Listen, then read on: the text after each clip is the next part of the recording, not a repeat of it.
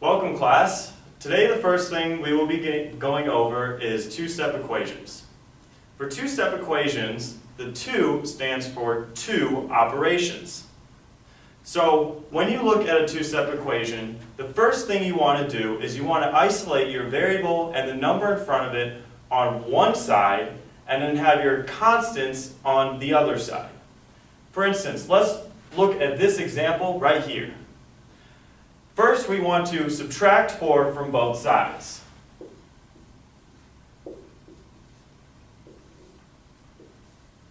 By doing this, we have gotten our 2x on one side and our constant 10 on the other. Now, all you have to do is divide by 2 to get your solution. So to recap, first subtract to isolate your variable and coefficients, and then divide to get your solution. Now let's move on to word problems. On your tables, you should have a word problem that we've gone over in class and we already know how to solve. However, I want to touch on what is relevant and what is irrelevant in terms of sentences. First of all, a relevant sentence will have certain numbers and it will be relevant towards helping you solve the problem.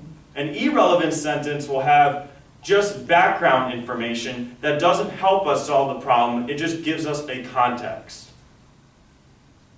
Next, let's go over triangles. There are 3 types of triangles. The first is equilateral. An equilateral triangle has 3 equal sides. The next triangle is an isosceles triangle. An isosceles triangle has 2 equal sides. Does anybody know an example of where you might see an isosceles triangle in real life? How about an ice cream cone? We all know that an ice cream cone looks like this. An ice cream cone has 2 equal sides. So an ice cream cone is an isosceles triangle. The last triangle is a right triangle. A right triangle has one 90-degree angle. This is also called a perpendicular angle. Now let's finish off with pie charts and bar graphs. A pie chart is a good way to get a representation of a whole body. For instance, if we took a classroom survey right now and we took a poll and we got a certain amount of people, we would be able to figure out what percentage of people in this class take the bus to school. So let's take a classroom survey. Who takes the bus to school? 10 out of 20 people in this classroom take the bus to school. Therefore, I would fill out this on my pie chart as half the circle. This half the circle is a representation of half the classroom.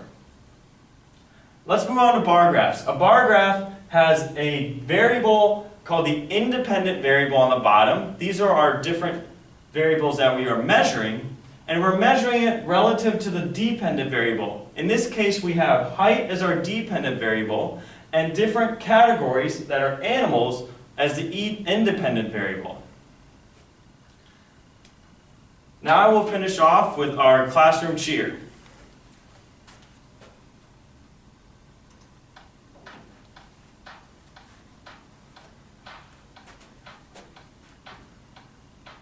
I know there's three types of a triangle, and we know that one of them is isosceles because it has 2 equal sides. 2, and then there's equilateral, which has 3 equal sides.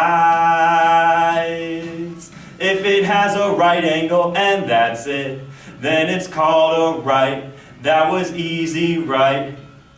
My teacher says that math is really fun. We say, ayo, teach us more, yo. A word problem, you know, has certain words that are mathematical. So go highlight them.